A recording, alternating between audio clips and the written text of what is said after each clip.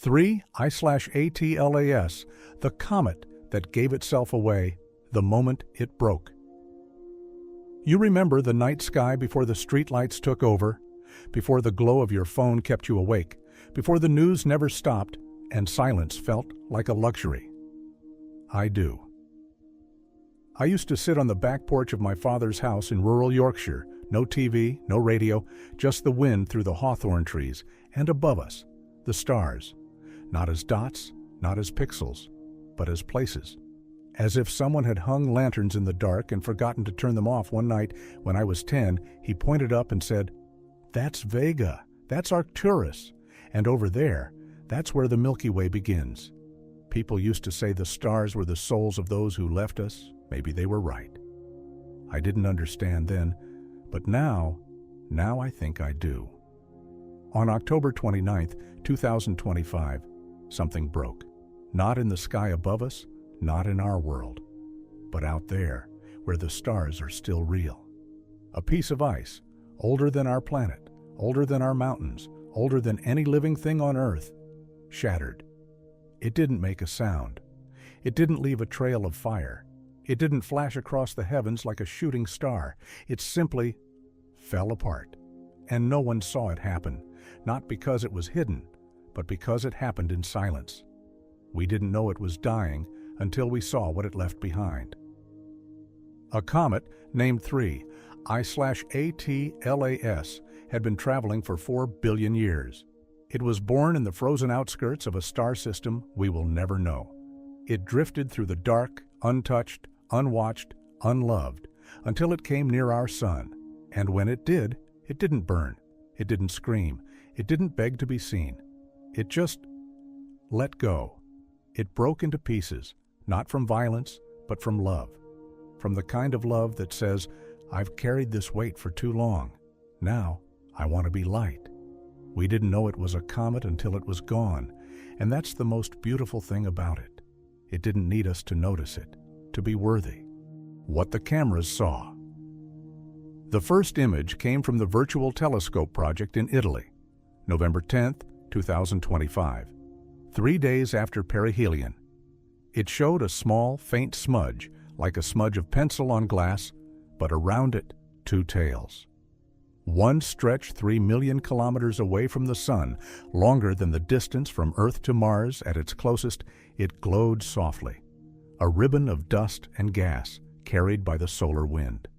The other, pointing back toward the sun, 1 million kilometers long straight, sharp, unbroken. We had seen tails before, always trailing behind, always fleeing the light. But this one was reaching back. It was as if the comet, in its final moments, had turned its face to the fire that killed it and whispered, "Thank you." Scientists called it an anti-tail. They said it was an optical illusion, a trick of perspective caused by dust particles too heavy to be pushed away. But I think it was something else. I think it was a farewell, a final gesture, not of defiance, but of gratitude. Because for 4 billion years, that sun, our sun, had been nothing but a distant rumor, a name in a textbook, a dot on a chart. And then it warmed it, it woke it, it burned it, and in return, it gave it light. We don't know if it was alive, but we know it was alive enough to feel the heat and to respond. That's more than most of us do. The math that couldn't be ignored. Let me tell you about numbers. Numbers don't lie, but they don't always speak clearly. Scientists calculated to lose 16% of its mass, 5 billion tons of ice, dust, and frozen gas, in just 3 days. 3 I/ATLAS would need a surface area of 1,600 square kilometers. That's bigger than the entire island of Manhattan, bigger than the city of London, bigger than all the farmland in a small county. But Hubble had already told us the object was only 5.6 kilometers wide.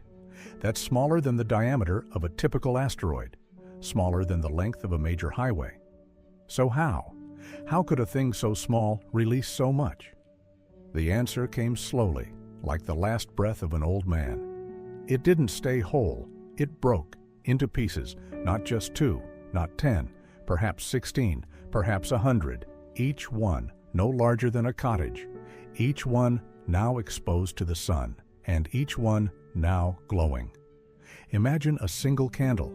You light it, it melts slowly, it drips, it gives light.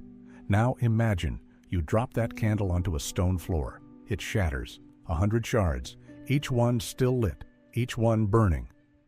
Together, they fill the room. That's what happened. 3I/ATLAS didn't melt. It unraveled, and in its unraveling, it gave more light than it ever could have as one. We thought it was a mystery. It was a gift. It didn't need to be big to matter. It didn't need to be loud to be remembered.